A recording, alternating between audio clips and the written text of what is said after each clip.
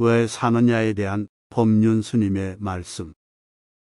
내 인생의 주인은 바로 나예요. 그래서 내가 내 인생을 행복하게 할 책임도 있고 권리도 있습니다. 그런데 자꾸 이런저런 이유를 붙여서 자신을 괴롭히면 행복해야 할 내 인생을 내가 내팽개치는 것과 같습니다. 그러니까 왜 사느냐는 질문으로 삶에 시비를 거는 대신 어떻게 하면 오늘도 행복하게 살까를 생각하는 것이 삶의 에너지를 발전적으로 쓰는 길입니다. 그것이 내 인생에 대한 책임과 권리를 지닌 주인으로 사는 것이기도 합니다. 오늘을 견디면 내일은 달라질 거라 믿었다에 관한 법륜 스님의 말씀. 원하는 것이 이루어지지 않는다고 해서 불행한 일도 아닙니다. 다만 열심히 할 뿐 결과에 연연하지 않으면 그 과정에서 이미 행복합니다. 그런데 자기 중심 없이 남의 시선을 의식하고 남의 평가에 매달려 성공이라는 거품을 부풀리면 그 거품이 꺼질 때 삶이 허무해집니다. 우리들은 계속 바깥 세상 탓만 하지 자기 내면을 돌이켜보고 만족하는 힘이 없습니다. 그래서 주변 상황과 조건의 변화에 따라 웃고 울다 보니 늘 흔들리는 인생을 사는 겁니다. 나이 들면서 얻은 것과 잃은 것에 대한 법륜 스님의 말씀. 상대를 이해하지 못하면 내 마음이 답답해지고 상대를 이해하면 내 마음이 시원해집니다. 그런데 우리는 너무나 오랫동안 부정적으로 마음을 쓰다 보니 상대를 이해하기보다 내 생각을 고집하기 때문에 원망하고 미워하는 마음을 내는데 익숙합니다.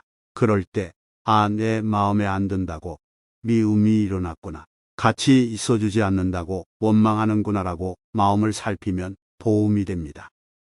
인생의 우선순위를 다시 생각할 때, 인생의 문제를 근본적으로 해결하려면 먼저 지금까지 욕심내고 중요하게 생각해온 것들에 대해 삶의 우선순위를 뒤로 매겨야 합니다. 걱정 미래에 대한 불안을 내려놓아야 시야가 열리면서 진정으로 행복해지는 길을 찾을 수 있습니다.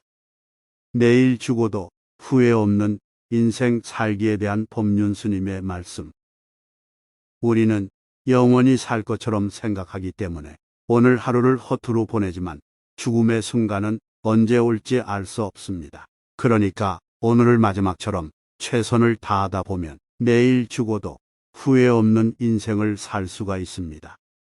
지금부터의 삶은 덤이다에 대한 법륜 스님의 말씀.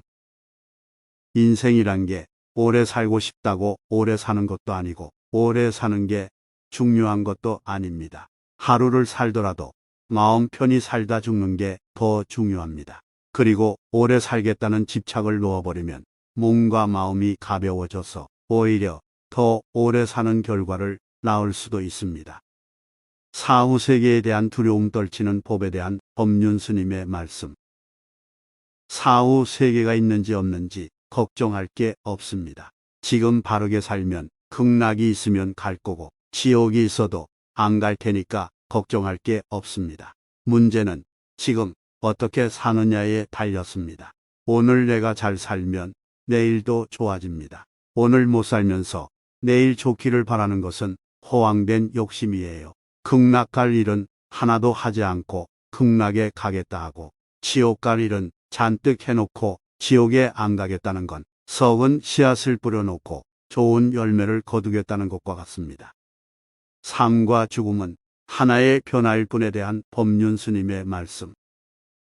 변하는 것이 당연하다는 것을 알고 있으면 변하는 것을 봤을 때 괴로움이 생기지 않습니다. 마치 바다에서 파도가 일어나고 사라지는 것처럼 이 세상에서 생성되어 존재하는 모든 것은 반드시 소멸한다는 걸 깨쳐서 집착을 놓아버리면 생겨난다고 기뻐할 일도 없고 사라진다고 괴로워할 일도 없어집니다. 늙음도 죽음도 단지 변화일 뿐임을 알고 나면 더 이상 두려워하지 않게 됩니다. 쌀과자처럼 바삭한 이별에 대한 법륜 스님의 말씀. 살아있을 때는 후회 없이 잘해주고 죽고 나면 더 이상 잡지 않고 잘 보내주어야 합니다. 그런데 우리는 살아있을 때는 속 썩이고 죽으면 또 고운데라고 끄집어 당겨서 애를 먹입니다. 산 사람이 안 잡으면 죽은 사람은 알아서 갑니다. 그런데 슬퍼하며 잡아서 문제가 되는 거예요. 미련 없이 마음에서 떠나보낼 때 비로소 진정한 천도가 되는 겁니다. 딱 3일만 슬퍼하고 정을 끊어라에 대한 법륜 스님의 말씀. 사랑하는 사람이 죽은 건 슬픈 일이지만 그 슬픔을 놓아버려야 더 이상 그 슬픔과 괴로움 속에서 허우적거리지 않게 됩니다. 또 떠난 사람을 위해서도 훌훌 털어야 합니다. 그 사람에 대한 좋은 기억은 할 수 있지만 집착을 해서는 안 됩니다. 나는 그리워서 우는데 영혼은 허공을 떠돌게 됩니다. 그를 위해서라도 가벼운 마음으로 보내줘야 하고 나를 위해서도 가볍게 떠나 보내줘야 하고 남은 가족의 행복을 위해서도 더 이상 붙잡지 않아야 합니다. 떠난 사람을 위한 이별 방식에 대한 법륜 스님의 말씀. 장례를 어떻게 치르든 사람이 죽으면 그걸로 이 세상과는 끝입니다. 끝이라는 말은 일단 숨을 거두면 이 세상과의 인연은 끝이라는 겁니다. 기독교식으로 말하면 천국에 가버리니 내가 상관할 바가 아니고, 불교식으로 말하면 다른 생명으로 태어나니 내가 상관할 바가 아니라는 거예요. 그러니까 이미 떠난 사람에 대해서는 이제 인연이 다했구나 생각하고 내 마음에서 보내주는 것이 가장 좋은 이별입니다. 상대가 아닌 내 마음부터 살펴라에 대한 법륜 스님의 말씀. 갈등은 자기를 살피는 데서 출발해야 하는데 상대가 먼저 바뀌기를 기대하면 문제는 해결되지 않습니다. 오히려 분란만 커지고 갈등만 깊어지게 됩니다.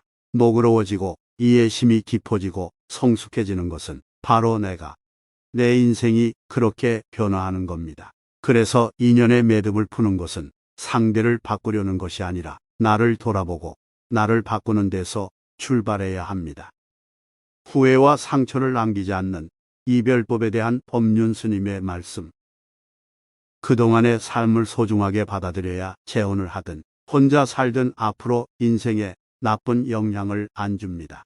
그러나 상처로 간직하고 있으면 다음에 누군가를 만났을 때 선입관으로 작용합니다. 겉으로는 이별의 과정에 별 문제가 없어 보이지만 무의식의 세계에는 상처로 남기 쉽습니다. 이것을 치유하는 방법은 두 가지입니다. 하나는 상대에 대한 참회입니다.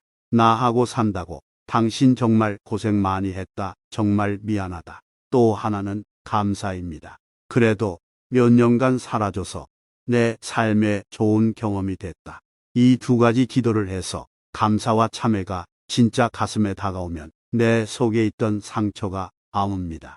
그래야 새로운 사람을 만나도 두 번 다시 같은 실수를 하지 않습니다. 과거는 참회와 감사로 털어버리고 새로운 삶은 희망을 가지고 준비해 가는 게 좋습니다.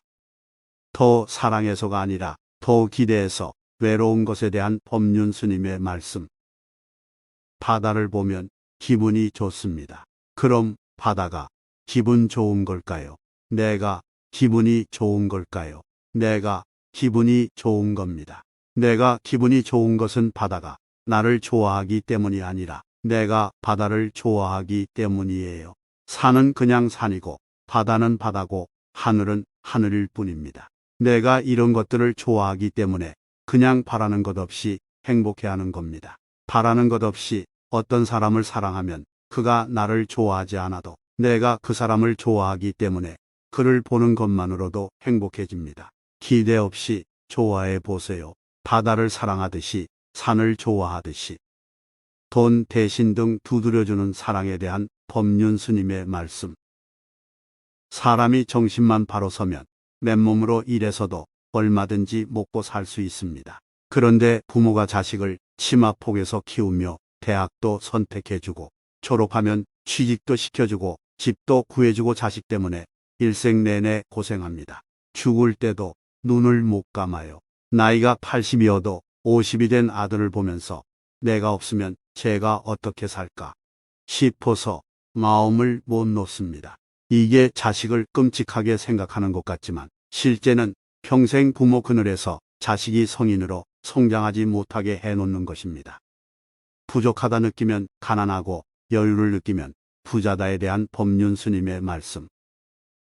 적게 먹고 적게 입고 소박하게 살겠다고 마음을 먹는다 해서 있던 돈이 없어지지 않습니다. 오히려 마음의 여유가 생깁니다. 반면에 많이 먹고 많이 입고 많이 쓰겠다는 마음을 내면 돈이 많은데도 부족함을 느낍니다. 부족함을 느끼면 가난한 자가 되고 여유가 있으면 부자가 되는 거예요. 우리가 가난해도 한 끼 식사를 때우지 못하는 형편은 아니고 아무리 경제적으로 어렵다 해도 1,000원을 보시하지 못할 형편은 아닐 겁니다. 자신의 형편이 어렵다고 괴로워만 할 게 아니라 베푸는 마음을 내면 오히려 마음이 부자가 되고 삶에 대해서도 의연해져요.